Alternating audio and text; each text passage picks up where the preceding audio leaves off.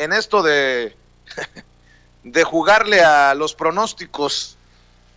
Ahí le va. Perdón, yo sé que no soy dueño de la verdad absoluta y no confíe. Grábenme, don David, por favor. Yo sé que no soy dueño de la verdad absoluta y le pido siempre que no confíe ni en nosotros a ojos cerrados. Pero también se los dije, se los advertí. Se viene una campaña de los medios de comunicación tradicionalmente chayoteriles y de voces, personajes, plumas de estos medios tradicionales para desacreditar, para buscar desmotivar la participación de la gente en la consulta popular del 1 de agosto para enjuiciar a los actores políticos del pasado, incluyendo los expresidentes. Conste que aquí lo advertí y parece que le hacen el caldo gordo a lo que dicta el PAN. Ojo con lo que estoy diciendo. Todo lo advertí desde que leí el tuit de Lili Téllez ayer, y aquí se lo muestra don David, cuando habla de un juicio político a el presidente. Dice Lili Téllez, esta va en serio, no como la inútil pregunta de la consulta. Eso es ridiculizar, desacreditar la consulta popular del 1 de agosto. Y dice, presenté iniciativa para ser sujeto de juicio político al presidente de México y cuyas sanciones serían destitución del cargo e inhabilitación para ocupar algún otro en el sector público. Conste que aquí ya lo venía advirtiendo. Bueno, Mario Campos de los medios tradicionales escribe en Twitter: el gobierno de López Obrador va a gastar 500 millones de dinero público en una consulta popular que no significa nada, que no tiene efectos jurídicos, que no tiene consecuencias. Eso es propio de un gobierno que presume de austero, dice Mario Campos. Yo le digo a Mario que está torciendo la verdad, la realidad. Mario Campos es profesor de la Ibero y también participa en Foro TV, creo. Que me corrijan si estoy equivocado. Bueno, esto es lo que publica Mario Campos. Yo tengo otros datos. El INE anda chillando, se anda tirando al suelo porque no se le aprobó un peso extra para la consulta popular. ¿De dónde chingados saca este personaje, Mario Campos, que aparece en Foro TV, ya me lo confirmó Gunter, o sea, en Televisa? ¿De dónde chingados saca Mario Campos que el gobierno se va a gastar 500 millones de dinero público en la consulta popular del 1 de agosto? Si el INE, si Lorenzo Córdoba, si Ciro Murayama andan chillando de que no les aprobaron un peso extra para el ejercicio democrático del 1 de agosto. Pero no es solo él. También veo un tuit que le hace el juego precisamente a lo que escribe Mario Campos y dice Ana Francisca Vega, quien también forma parte de ese grupillo de los periodistas, de las voces de los personajes de Televisa. Ya, en serio, que se aplique la ley y fin de la historia. Basta de babosadas. Llama babosadas las posibilidades históricas de esta democracia participativa. Son babosadas que usted y yo busquemos que nuestra voz se escuche. Son babosadas que millones de personas firmaran pidiendo la consulta popular. Son babosadas que usted salga a protestar contra los expresidentes que se sirvieron con la cuchara. Imagínese usted si estas son las personas que le informan en Televisa. ¿Cómo se llama? Ana Francisca Vega. Déjame ver. Ana Francisca Vega. No, pues qué chulada de comunicadora. Ana Francisca Vega dice, periodista, politóloga de Foro TV, de MBS Noticias. Ya, en serio, que se aplique la ley y fin de la historia, basta de babosadas. Miren, por mí, y para que luego no vayan a decir, uy, es violencia de género. No, a los dos, a Mario Campos por mentiroso y a Ana Francisca Vega por insolente, vayan y chinguen a su madre los dos.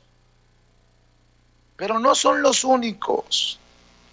No son los únicos. Conste que yo advertí aquí que se venía esta campaña y creo que hasta lo comentó también en su momento Epigmenio Ibarra cuando lo entrevistamos hace unos días. Pascal Beltrán del Río, director editorial del periódico Excelsior, uno de los más anti-López Obradoristas de los medios de comunicación, escribe en su columna Bitácora del director de Excelsior: ¿por qué no participaré en la consulta popular? Y escribe: el domingo 6 de junio acudí a votar con la misma convicción y entusiasmo que me han llevado a las urnas desde que cumplí la mayoría de edad. Fue particularmente emotivo ver la enorme participación de mis vecinos en la casilla a la que acudo sin falta cada 3 años en la escuela secundaria Josefa Ortiz de Domínguez. Me siento orgulloso de haber sido parte de un proceso que demostró la madurez de la democracia mexicana y la eficacia organizativa del Instituto Nacional Electoral. Mientras eso no nos falte, el país siempre tendrá solución a sus problemas. Besándole el trasero a Lorenzo Córdoba, como usted puede ver. Dicho eso, he tomado la decisión de no participar en la consulta popular del 1 de agosto, a la que estamos convocados los mismos 94 millones de ciudadanos que formamos parte del listado nominal. No soy abstencionista, jamás he dejado de ir a votar, pero este proceso me parece viciado de origen y absolutamente innecesario. Recordemos brevemente cómo llegamos al absurdo de tener que organizar una elección menos de 2 meses después de celebrar otra y cuando todavía no se agota el periodo de impugnaciones de la votación anterior. La figura de consulta popular se incluyó en la Constitución con motivo de la reforma política de 2012 que incorporó la iniciativa ciudadana. Se intentó usar 2 veces en 2015 y 2018, pero sus impulsores fracasaron al no reunir los requisitos legales.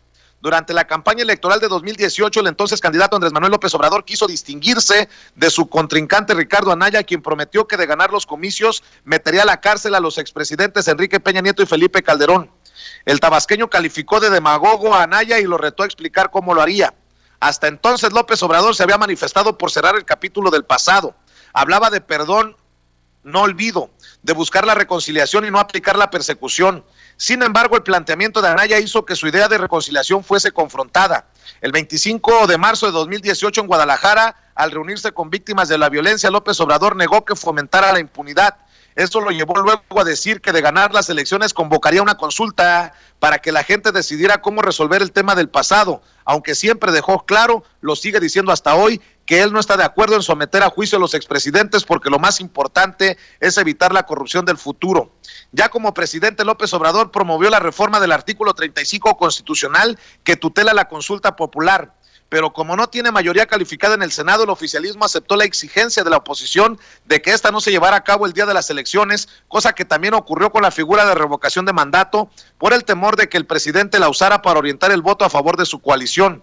Luego la Suprema Corte tuvo que decidir si la consulta cumplía con los ordenamientos legales y si se podía llevar a cabo.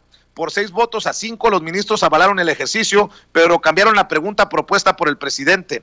Esta yo no sería si se enjuicia o no a los expresidentes como quería López Obrador, sino la siguiente: ¿estás de acuerdo o no en que se lleven a cabo las acciones pertinentes con apego al marco constitucional y legal para emprender un proceso de esclarecimiento de las decisiones políticas tomadas en los años pasados por los actores políticos encaminado a garantizar la justicia y los derechos de las posibles víctimas? No participaré, escribe Pascal Beltrán del Río, no participaré en la consulta del 1 de agosto porque el supuesto contemplado en la pregunta no requiere del aval de los ciudadanos. Con consulta o sin ella, el Ministerio Público puede consignar a un expresidente o cualquier otra persona que presuntamente haya cometido un delito, sujetándose desde luego al debido proceso. En el mejor de los casos, la consulta es una perogrullada, en el peor una perversión de la justicia. Lo mejor que puede pasar con esta consulta es que no alcance la participación mínima requerida. Mira este hijo de la chingada, 40% del listado nominal o unos 37 millones de votos para que podamos tirarla a la basura, como se hace con las malas ideas, y no tengamos que pasarnos meses discutiendo cómo ponerla en práctica. Hágame usted el pinche favor. Conste que aquí lo venimos advirtiendo también en Sin Censura, Toño, y se está pues confirmando que no andábamos perdidos y que vienen con todo, desde Foro TV llamándole una babosada hasta este pendejo de Pascal Beltrán del Río en Excelsior. Y esto, Vicente, público consentidor, se traduce en, una vez más, desafortunadamente, la diferencia que hacen ellos desde sus esferas del poder con el pueblo, con el mexicano y la mexicana de a pie.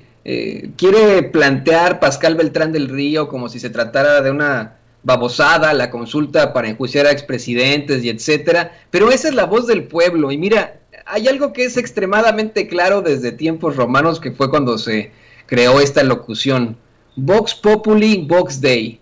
La voz del pueblo es la voz de Dios. Para ellos que están en las élites, para ellos que son patricios, si hablamos de cuestiones romanas, nosotros no contamos, los de abajo. Esto les parece verdaderamente terrible. Y también lo utilizan con finalidades políticas, ¿no? Tiene esta raja política, buscan también desacreditar a alguien en el poder, desacreditar al mismo presidente López Obrador, y al mismo tiempo defender a sus amigos que también están en el poder, a Felipe Calderón, a Vicente Fox, a Ernesto Zedillo, a Carlos Salinas de Gortari, Enrique Peña Nieto, intentan defenderlos ante esta consulta. Están diciendo que no sirve de nada la consulta, que es una situación verdaderamente lamentable. Creo yo, y lo hemos planteado una y otra vez, que de todas formas esa consulta es un precedente histórico para poder al menos enfrentar, clarificar lo que hicieron los expresidentes en los sexenios pasados. Son expresidentes que se fueron destruyendo a México, dejándonos en la absoluta ruina a nosotros, los de abajo, a nosotros, los mexicanos y mexicanas de a pie, a nosotros, los mexicanos que tuvimos que venir aquí a Estados Unidos, por ejemplo. Nos dejaron en la ruina a nosotros. Ellos quedaron muy bien. Los Pascal Beltrán del Río, sus amigos, están muy, muy bien todavía en esas élites patricias. Ellos están perfectamente. Y este discurso es simplemente eso, esa lucha desafortunada de clases que ellos mismos están creando. Hoy el mismo discurso es: el presidente López Obrador está en contra de la clase media y la clase alta, pero especialmente de la clase media, que ni siquiera existe desafortunadamente en México. Ellos destruyeron la clase media. Ellos fueron los que redujeron la clase media a lo que es hoy, muy poquita gente. Esa es la realidad. Tenemos una gran brecha entre pobres y ultra ricos. Esa sí es la realidad. Aquí nos estamos enfrentando a eso, insisto, a una división, discriminación, si lo quieren ver así, minimización del pueblo. Es una vez más ellos queriendo detentar el poder en esos medios de comunicación tradicionales que cada vez menos gente ve. Y nosotros, que podemos sacar adelante esta consulta, que podemos ejercer esta voz, que podemos dejar un precedente histórico, Vicente, público consentidor, que podemos decir no más a los abusos de esos que estuvieron en el poder.